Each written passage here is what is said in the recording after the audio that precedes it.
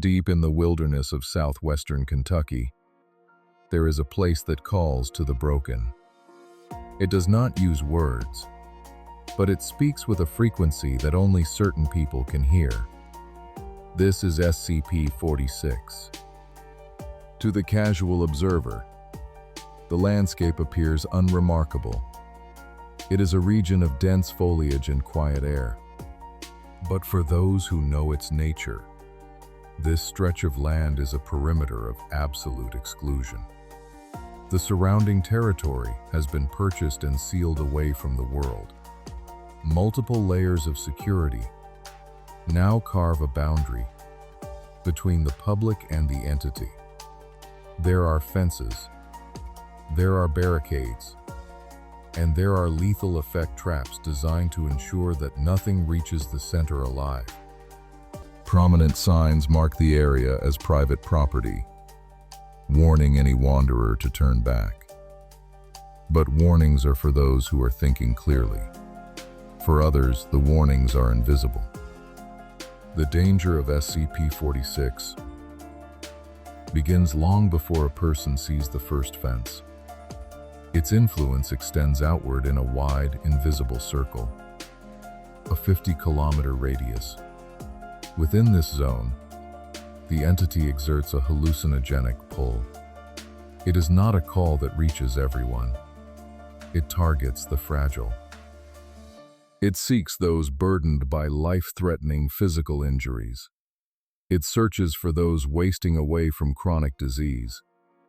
It whispers to the minds fractured by psychological disorders, specifically those afflicted by tendencies toward self-harm or self-destruction. To these individuals, the pull is not a suggestion. It is a powerful, overriding compulsion. Because of this, the Foundation maintains a rigorous filter for everyone operating within that 50-kilometer zone. Every member of personnel must undergo strict medical testing. The goal is simple: to ensure no one enters the radius with an illness that could make them vulnerable. Mental health examinations are just as frequent and far more invasive. Anyone showing a proclivity for self-destruction is barred from the region entirely. If a worker is injured while on site, they are not treated there. They are evacuated immediately. They must be carried beyond the 50-kilometer mark before medical aid is administered.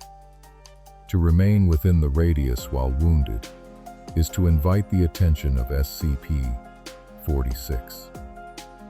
The perimeter is kept sterile. All vegetation surrounding the entity is systematically destroyed.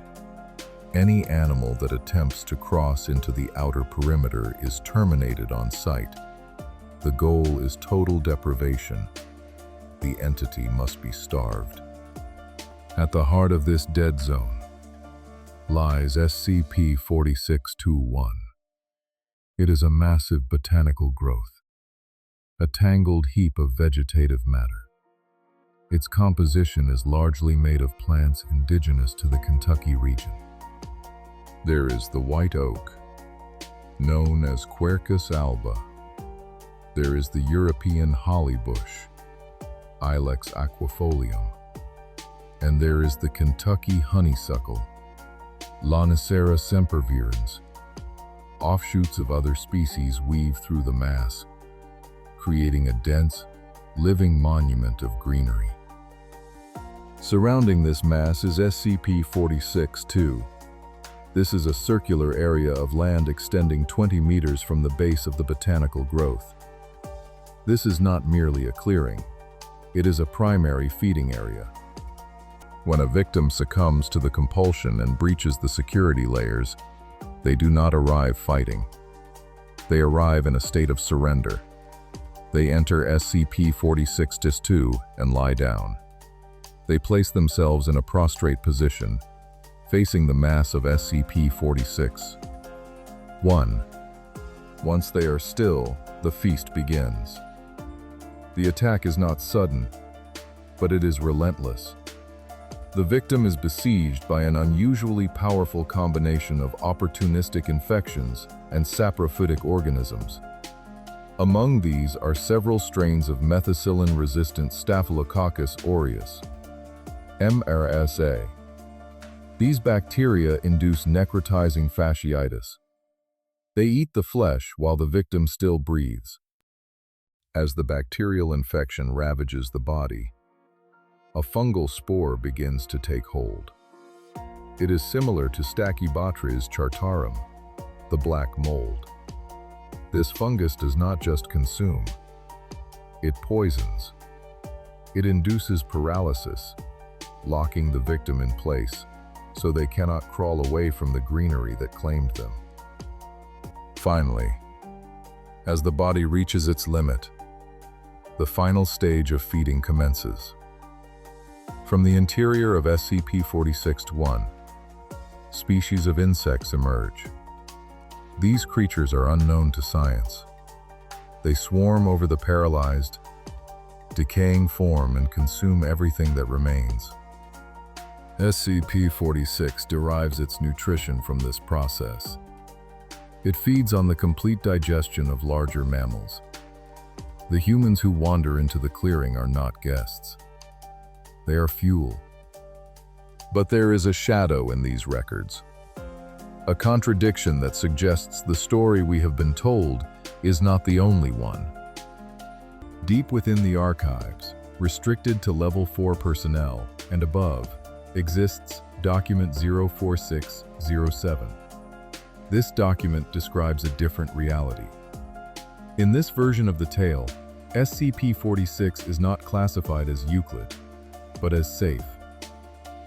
In this account, the botanical mass is described differently.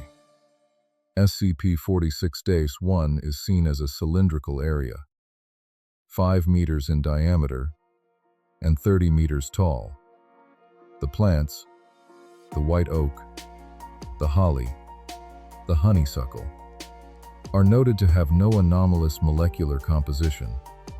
They are simply plants. The compulsion remains, but the narrative shifts. Those who are drawn to the site do not describe a predatory lure. They describe a dream. They report that the location came to them in their sleep, calling them home. These individuals, often suffering from chronic pain or traumatic mental conditions, find that the moment they step into the clearing of SCP-046-2, their symptoms vanish. The agony recedes. The trauma fades. It is replaced by a profound sense of calmness. A wave of relaxation and euphoria washes over them. When these individuals lie down before the mass, they are not attacked by flesh-eating bacteria or parasitic insects. Instead, they are embraced. Vines similar to Bermuda grass, Cynodon dactylon, begin to grow across their bodies. The grass sprouts rapidly, weaving a green shroud around the person. The victims remain communicative throughout the process. They do not scream. They do not plead for help. Instead, they speak of peace. They describe a serenity they have never known in life. They express happiness that they were able to die so pleasantly.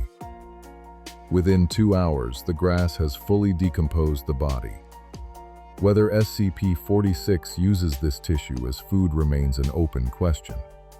But the experience for the human is one of absolute mercy. For a time, this was the accepted truth. Under this classification, the Foundation did not use lethal traps or scorched earth tactics. The land was cordoned off and guarded by a small team with minimal armaments. Personnel afflicted with terminal diseases were even permitted to enter the clearing, provided they passed a psychological screening. Even D-Class personnel slated for termination were brought here, allowing them to pass away in euphoria rather than through clinical execution. It was a sanctuary for the dying. But this perception was not tolerated by those at the top. By order of O5 Command, SCP-046 was reclassified as Euclid. The primary containment document was rewritten. The words "voluntary individuals" were scrubbed from the record. The description was altered to emphasize volatility, lethality, and predation. The sanctuary was transformed into a monster on paper. This change sparked a silent war within the research team. Dr. Edward Carter, the head researcher for SCP-046, refused to accept the new narrative. He argued that there was no evidence whatsoever that the entity was predatory. He pointed out that it never harmed anyone who did not willingly expose themselves to its effects. Dr. Carter saw no reason to deny relief to those in agony. He believed that some things should be contained simply because they are strange, not because they are hostile. He accused the Foundation of a desperate need to portray every object in its custody as a threat, regardless of the truth. His dissent was short-lived. Dr. Carter was removed from his position. He was stripped of his authority and reassigned to the SCP-1250 project.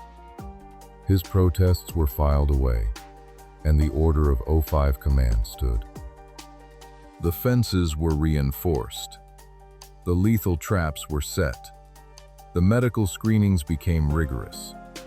The narrative of the predatory botanical mass became the only official truth. Now, the land in southwestern Kentucky remains a place of silence and security. To the guards on the perimeter, they are protecting the world from a flesh-eating horror that lures the weak into its maw. They watch the fences and wait for someone to stumble into the 50-kilometer zone. They ensure that any animal or person attempting to reach the center is destroyed before they can arrive.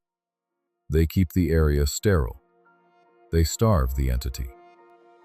But in the quiet of the night, far beyond the fences, there are still those who dream of a green clearing. There are those with illnesses that cannot be cured, and pains that will not fade. They feel the pull across the distance. They hear the whisper of the white oak and the honeysuckle, and they begin to walk toward the traps, hoping for a peace that the Foundation has decided must be called a nightmare.